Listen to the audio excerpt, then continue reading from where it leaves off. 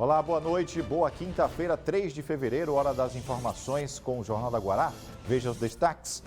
Confirmado por meio de exames laboratoriais, variante Ômicron da Covid-19 presente no Maranhão e requer cuidado na contaminação. Pais irresponsáveis enfrentam problemas no sistema de matrícula da rede municipal de ensino. O governo do Maranhão entrega 5 novas ambulâncias para municípios do estado. Alianças para este ano eleitoral. MDB se aproxima de possível participação no governo. E ainda, vamos falar sobre direitos do consumidor. Furtos ou roubos em estacionamento devem ser ressarcidos. Tudo isso e muito mais agora no Jornal da Guará.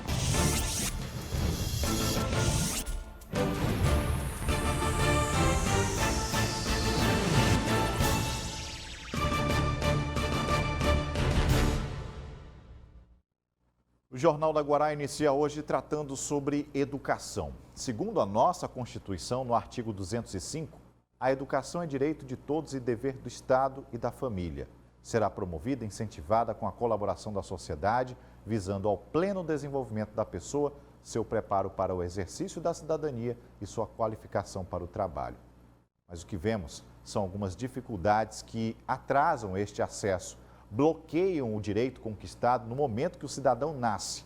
Aqui na capital, o início das aulas foi adiado e isso já mostramos aqui no JG. Mas agora o dilema é outro, as dificuldades de acesso ao site da CEMED e que, segundo os pais, é constante o sistema apresentando erro. Desde o início do ano, pais e responsáveis estão matriculando as crianças na rede pública municipal de ensino. O processo é todo pela internet, mas nos últimos dias, quem tem tentado fazer a inscrição encontra dificuldades. O sistema tem apresentado erros no momento do preenchimento de informações. Nessas visitas, a gente também recebe denúncia dos pais que não estão conseguindo matrícula para os seus filhos, e isso é um reflexo do mau planejamento de um ensino remoto por parte da CEMED, da Prefeitura, que numa sala virtual colocou 30, 40, 50 alunos e agora para o presencial você não pode superlotar porque tem que obedecer às medidas sanitárias. Segundo a vice-presidente do Sindicato dos Profissionais da Educação, os problemas vão além. As escolas não teriam condições de receber o número de estudantes que estão sendo matriculados, principalmente neste período em que ainda se deve evitar aglomerações. Isso é uma das causas. Além do que, a gente não tem construção de escola aqui na nossa cidade. Então, os alunos continuam sendo colocados naquele espaço sem estrutura. As nossas escolas não passam mesmo de depósitos de alunos. Isso é uma realidade que a gente precisa mudar. As famílias, os professores, a sociedade precisa cobrar e exigir construção de escola. Isso é uma pauta que é histórica aí do movimento de professores. Gravamos com a vice-presidente em frente a uma escola com condições inadequadas para uso. Um prédio que nem parece ser escola. Ali funciona um anexo, outro problema da rede municipal de ensino. Olha, essa escola é um prédio alugado e esse é um problema que nós temos na rede, que são os anexos e os prédios alugados. Quando eles recebem qualquer intervenção, é muito pontual, porque são prédios alugados. E isso faz parte também da nossa pauta histórica, que é o fim dos anexos. A gente precisa mesmo de escolas construídas pelo poder público, que ele possa garantir as condições mesmo das escolas para garantir uma qualidade de educação. Segundo a representante do Sindicato dos Profissionais da Educação, a Prefeitura de São Luís está querendo transferir os alunos desta escola que fica no bairro de Fátima para outro ponto da cidade, onde, para que os alunos cheguem, é preciso de transporte escolar. O problema é que as crianças são da chamada Educação Infantil 1. São crianças pequenas, na fase inicial da vida escolar, que não podem ficar longe de casa. Outra prioridade que precisa ser observada: atendimento a alunos com deficiência, residentes nas proximidades da escola, alunos que possuam um irmão já matriculado na unidade de ensino solicitada e famílias com benefício social ativo.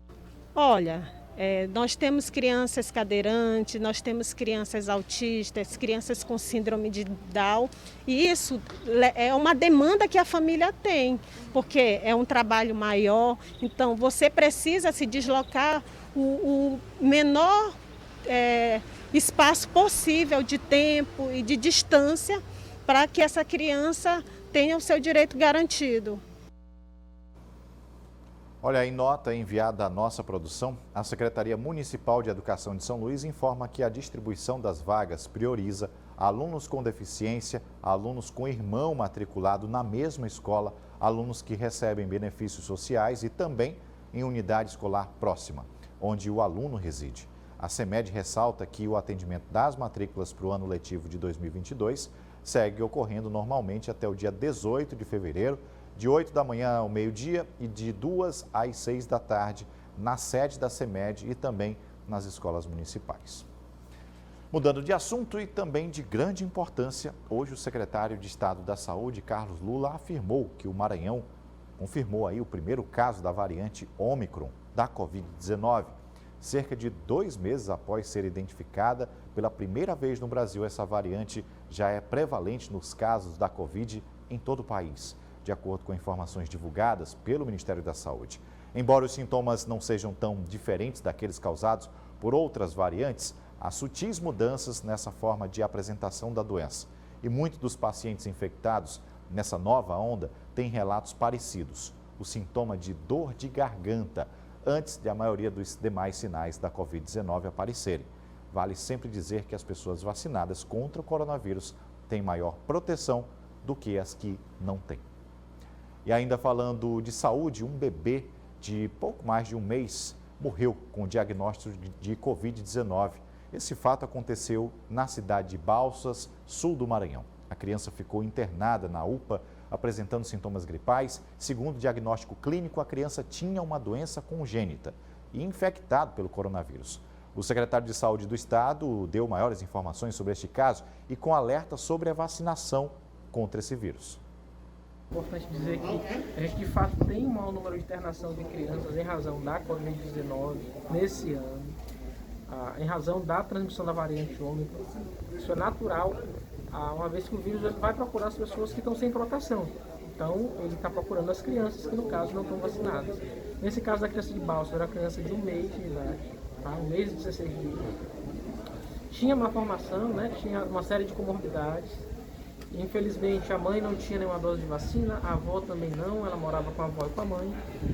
Ambas acabaram positivando e acabaram contaminando a criança, ela veio a óbito. Então esse é o pedido de cuidado, de cautela que a gente faz a todos os pais, todas as mães. Tem seu filho em idade de vacinação, vacine, e você mesmo que está em casa, está adotando cautela, não levando seu filho a um parque, né, ao cinema, ao shopping.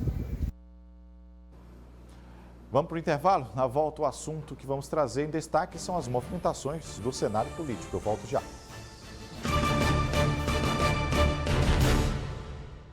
Jornal da Guará traz alguns dos destaques das ações políticas do Estado. Hoje o governo realizou aqui na capital uma solenidade para a entrega de ambulâncias a mais de 5 municípios. A ação tem como objetivo fortalecer a atividade de saúde em cada cidade maranhense. Foram 5 ambulâncias entregues pelo governo do estado para 5 municípios: Anajatuba, Formosa da Serra Negra, Lago dos Rodrigues, Santa Luzia do Paruá e Tutóia. Os veículos possuem diversos equipamentos que possibilitam funcionar como uma unidade de suporte avançado. Com essas ambulâncias que são entregues hoje, a gente chega a 377 ambulâncias entregues nesses 7 anos. Modelamos, reformamos a rede de transporte sanitário do estado do Maranhão. A gente criou uma rede de hospitais regionais. A gente precisa do contato das unidades de menor porte com essas unidades regionais. E a gente precisa desse transporte adequado, seguro, e nada melhor do que a gente poder fazer também esse incremento, esse esforço, esse cuidado com os municípios, doando aos municípios do estado do Maranhão essas ambulâncias para que a gente possa, enfim, fazer esse transporte seguro, adequado, com eficiência para todo mundo que precisar. O governador Flávio Dino lembrou que desde o início da gestão dele, os municípios maranhenses têm sido contemplados com ambulâncias que ajudam no transporte de pacientes das cidades com menor estrutura de saúde para cidades onde as condições sejam adequadas. Já são quase 400 veículos entregues aos municípios.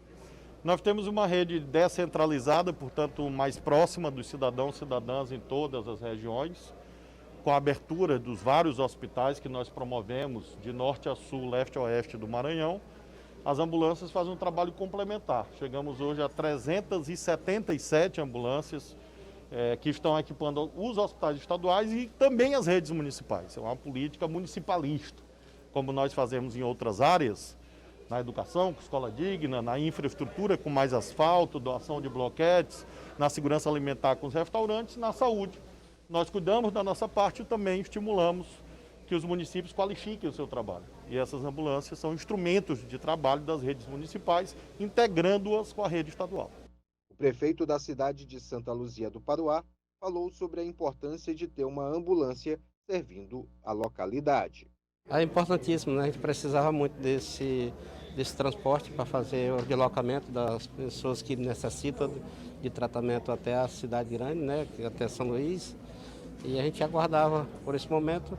Em nome da população de Santa Luzia do Paruá, só tenho a agradecer, né, ao governo do estado por ter feito essa parceria e trazer benefício à população de Santa Luzia do Paruá.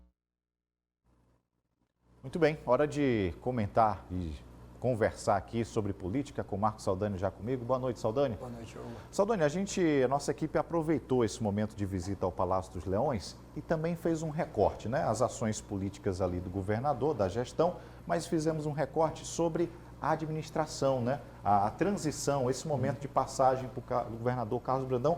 Queria trazer para você e para você de casa, para a gente poder assistir um pedacinho dessa informação e a gente volta para comentar aqui.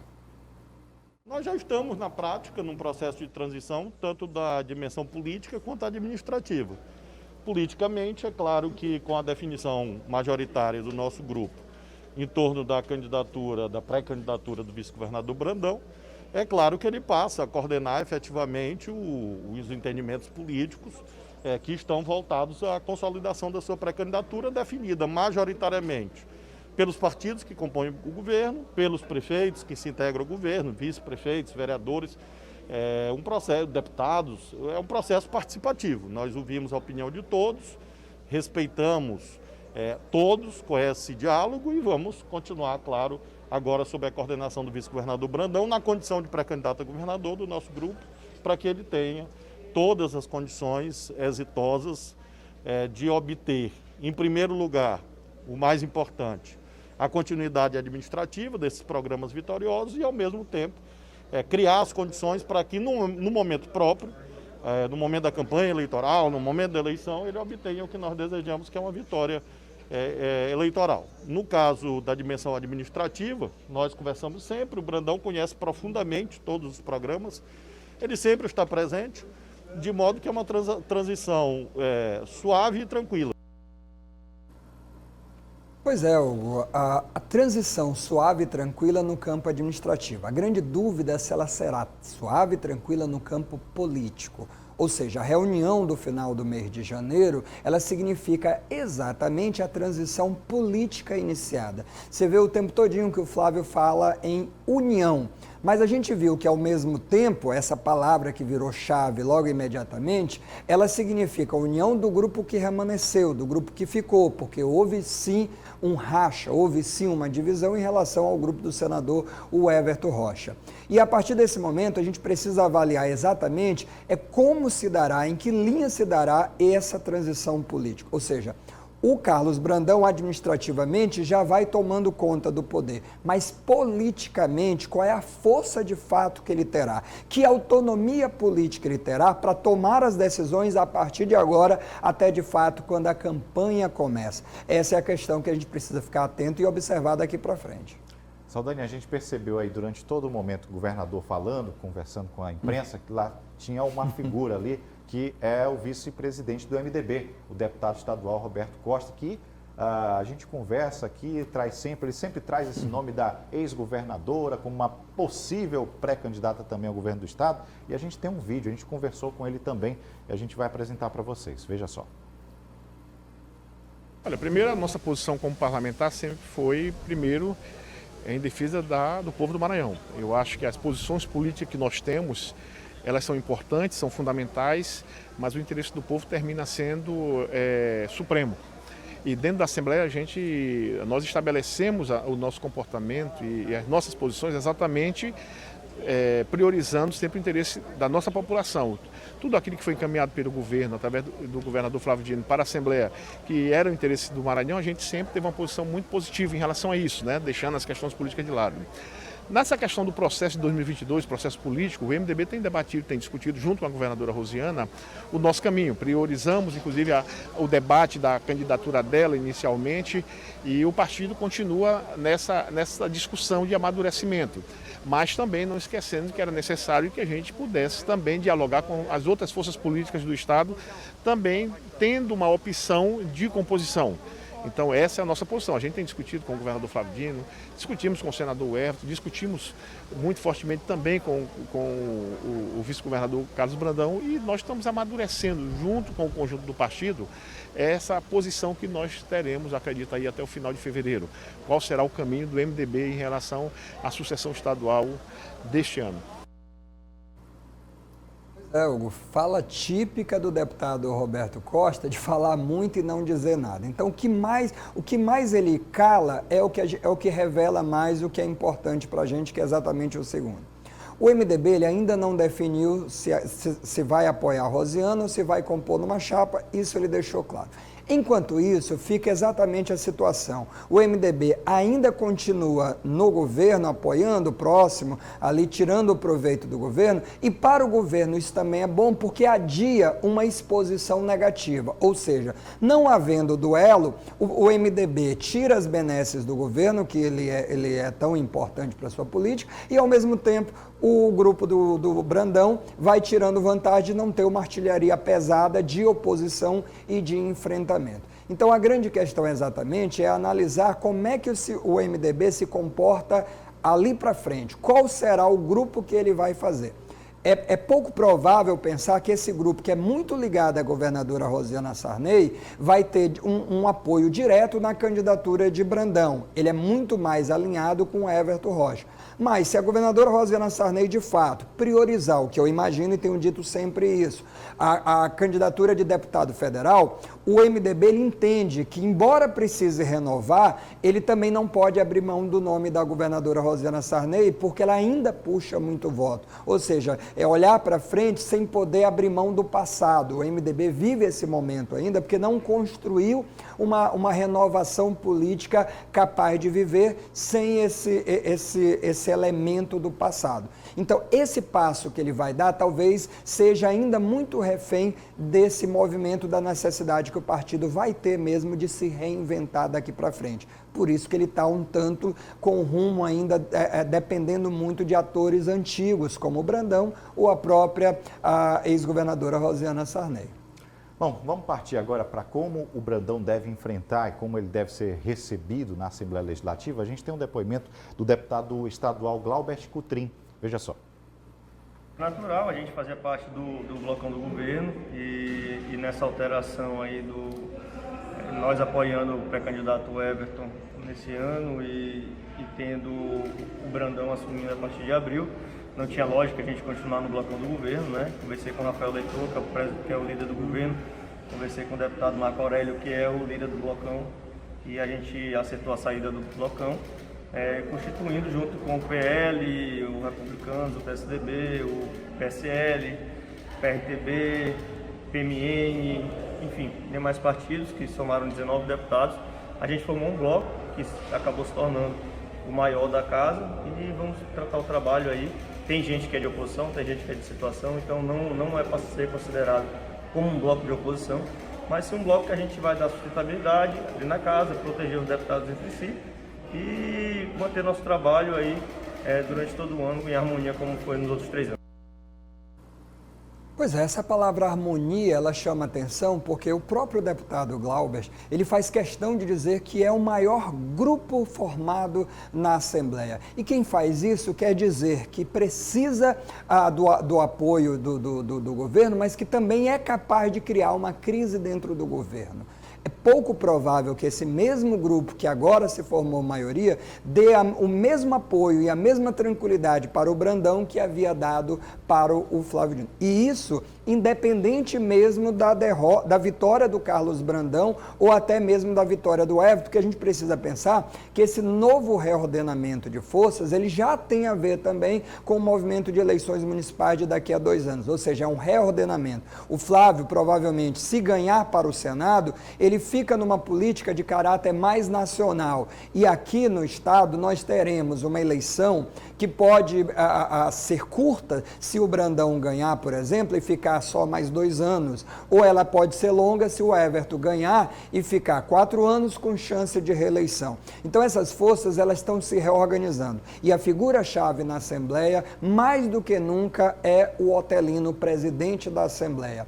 É ele que vai dar o tom exatamente de como essas forças políticas vão se organizar daqui para frente já com esse movimento. Ou seja, o Brandão vai ter muita dificuldade, quando assumir esse governo, de ter a base política que o Flávio contou durante todos os quase 8 anos de governo. E vai ter que mostrar todas as habilidades políticas que ele tem para poder conciliar esse espaço da casa política. Ou seja, essa harmonia vai depender muito e é pouco provável que ela aconteça, sobretudo no mesmo nível que ela aconteceu até agora. Harmonia, palavra, né, que a gente vai seguir. Obrigado, Saldanha. Formidável a participação. Boa noite. Boa noite, prazer, estamos à disposição sempre. Pessoal, é isso então. Uma ampla análise sobre a pauta política dessa semana e agora a gente segue para o intervalo e volta já.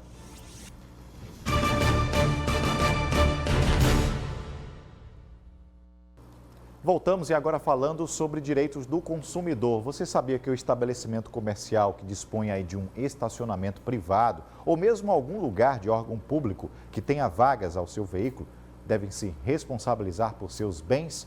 Veja na reportagem da Aniele Pimentel. Ouça bem esse relato. Bem, eu tive meu carro arrombado, o vidro quebrado, né, no estacionamento de uma loja grande ali no Coafuma. E eu tinha saído para fazer as compras, estava até com os amigos.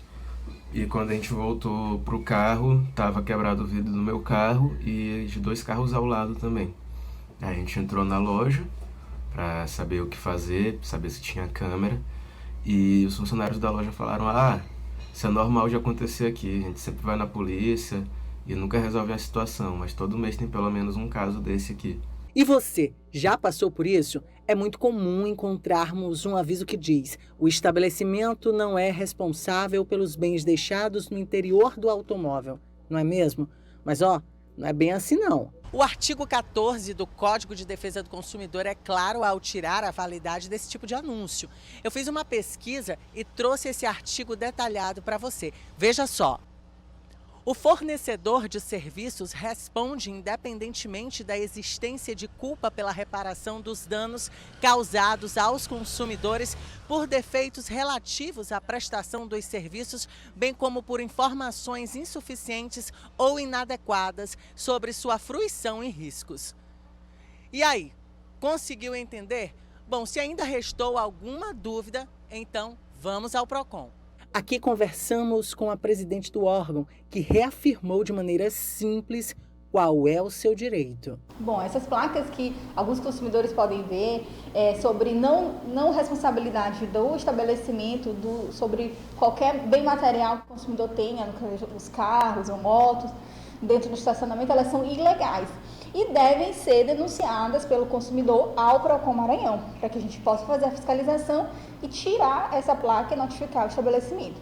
Há um entendimento pacificado na Justiça por meio de uma súmula do STJ, súmula 130, em que fala claramente que a responsabilidade dos estacionamentos quando há dano ou furto em carro, enfim, em algum bem do consumidor dentro do estacionamento. Então é algo que é indiscutível, então o consumidor tem esse direito e também está presente no artigo 14, parágrafo 1º do Código de Defesa do Consumidor, a responsabilidade objetiva desse estacionamento, desse estabelecimento privado e também o público.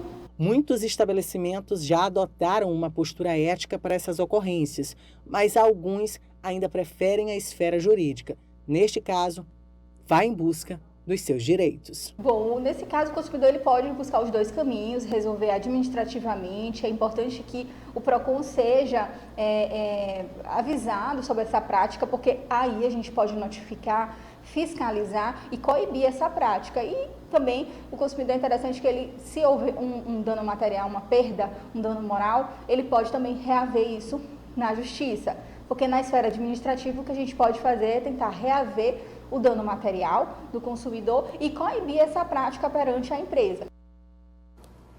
Bom, a gente ainda fala um pouquinho sobre direitos do PROCON, direitos do consumidor. O PROCON do Maranhão notificou a companhia Azul Linhas Aéreas. Essa empresa deverá prestar esclarecimentos sobre o cancelamento de voos diretos entre São Luís e Imperatriz. Foram sem aviso prévio aos consumidores e apresentar ainda providências tomadas para amparar clientes prejudicados. Com essa notificação, a companhia tem até 5 dias para apresentar os motivos do cancelamento e as medidas adotadas com relação aos consumidores. Bom, com essas informações a gente encerra a nossa edição de hoje. Para você, uma ótima noite e a gente se encontra amanhã, sexta-feira. Tchau.